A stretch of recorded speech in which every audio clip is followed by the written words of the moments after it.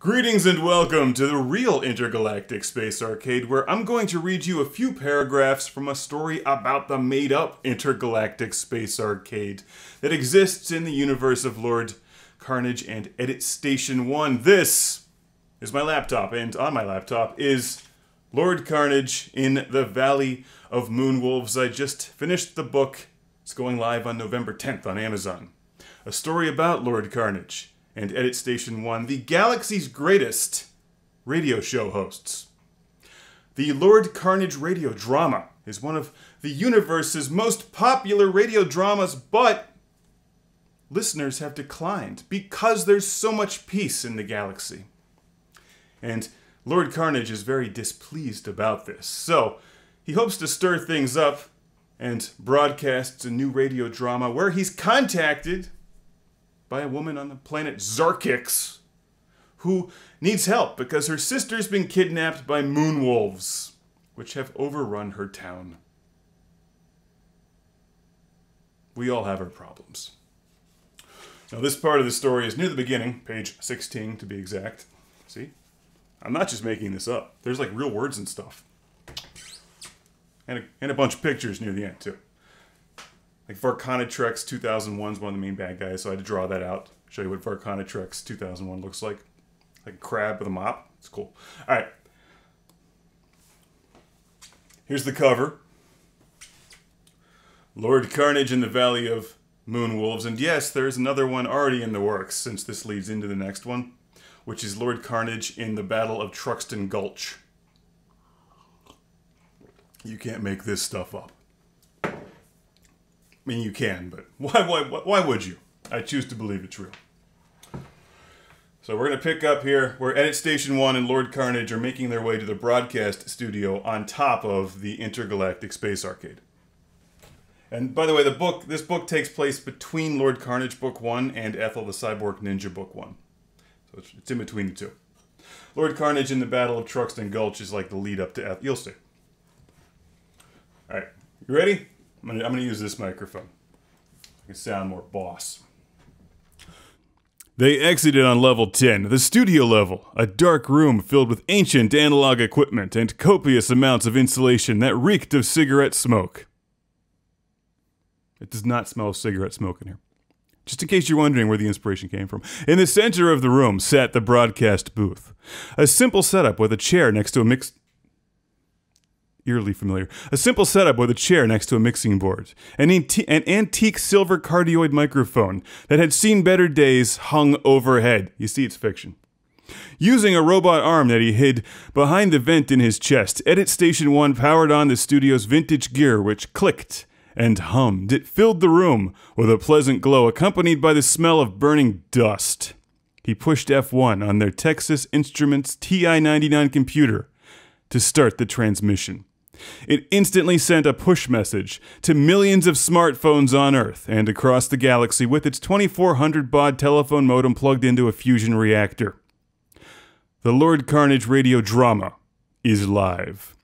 He watched the CRT monitor attached to the computer display the listener count in real time.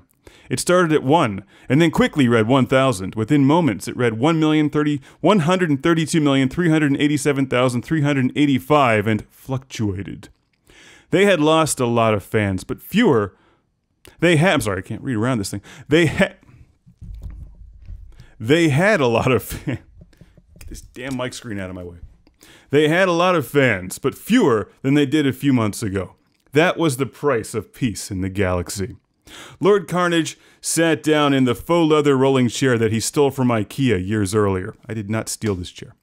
He eyed the massive mixing board in front of him and slid the volume slider all the way up, then pressed play on the cassette player which roared to life with the guitar solo from Kenny Loggins' hit, Zone of Danger. No relation to that other guy. Supposedly, Mr. Loggins wanted to ask Lord Karnage to pay royalties for using his music as a theme song without permission, but feared and respected him and thus chose not to. Mr. Loggins also owned a Lord Karnage branded beer stein. Lord Karnage faded the rocking 80s music into silence. The captivated audience across the galaxy heard only the squeak of his hastily assembled chair. He pulled a can... Popping my peas without this thing. He pulled a can of beer out from the mini fridge beneath the mixing board and cracked it open on air. Then took a sip to relax his throat for a broadcast session of eloquent screaming and incoherent rambling. He leaned into the microphone with confidence and a severe lack of giving a... It's not a book for kids. "It is time," Lord Karnage growled, as he slid his voice track up to 12, because in his own words, 11 is for pussies. "The mighty Lord Karnage commands you I'm trying not to shout into this thing without the thing.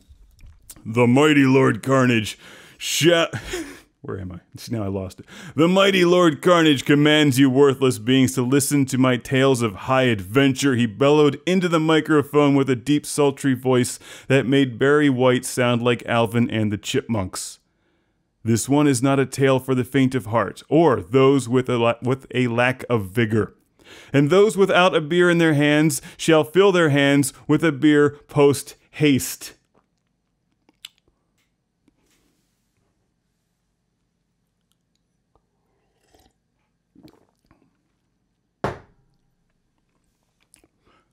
While listening at home, Kenny Logs the Wind ran to his fridge and grabbed a bottle of beer. It was a light beer, but it would suffice. Millions of other listeners did the same, and the show began.